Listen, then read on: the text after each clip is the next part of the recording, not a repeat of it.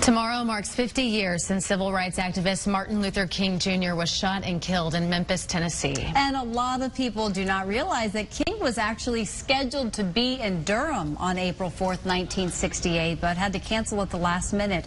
And tonight, our Tim Pulliam is in Memphis at the Lorraine Motel, ahead of the celebrations that will happen there tomorrow to honor Dr. King's life and his work. New at 5:30, Tim shows us what this anniversary means to so many here in the Triangle. The civil rights movement took a tragic turn when Dr. Martin Luther King Jr. was shot and killed. And on that day, 50 years ago, he was actually supposed to be in North Carolina.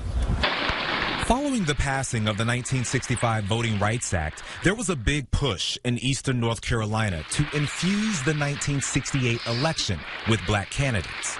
33-year-old NC Central alum Eva Clayton was one of them, running for North Carolina's then congressional 2nd District. Clayton and others invited Dr. Martin Luther King Jr. to Durham and Wilson. He committed himself to come to help increase voter registration, and we were excited about that. I may not get there with you, but I want you to know tonight that we as a people will get to the promised land. But Dr. King was leading a campaign to improve labor conditions for sanitation workers in Memphis. A violent resistance erupted, forcing him to extend his visit and cancel his trip to North Carolina. Clayton understood the reason, but was disappointed. We had a big thing going, right? And all of a sudden, oh my goodness, you couldn't believe it. But after that, you recognize that he made that decision wholeheartedly. On April 4th, 1968, Dr. King was assassinated by James Earl Ray in Memphis on the balcony of his hotel. The nation mourned in violence. And peaceful marches, some of them led by young people here in the Triangle.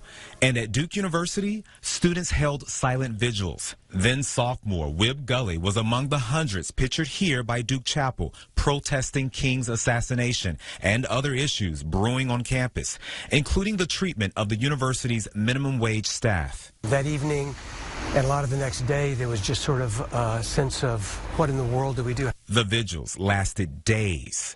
Action, Gully says, began to improve Duke's approach to its employees and workforce culture. I think for many of us was a life-changing event.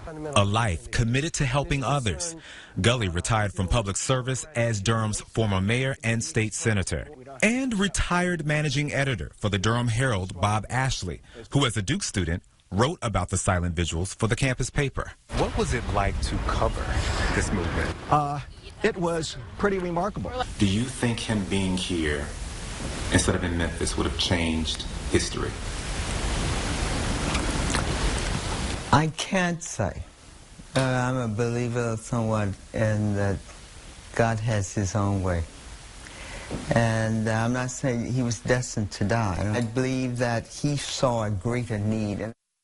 The people in this story were young when they were inspired by Dr. King. Today, youth activism has emerged. Wednesday, the nation will honor Dr. King's legacy, and I will be here to cover it for you. In Memphis, Tim Pulliam, ABC 11 Eyewitness News. Looking forward to that coverage. Tune in to Eyewitness News tomorrow. Tim Pulliam will have live coverage for us from Memphis. And be sure to follow him on social media, on Twitter, at Tim ABC 11, and on Facebook, Tim Pulliam, WTVD. A lot of behind-the-scenes stuff emerging there from this 50th anniversary. A lot of different events will be going on, so he'll have a very busy day gathering all of that for us, that we can be there too. Yeah. A gift.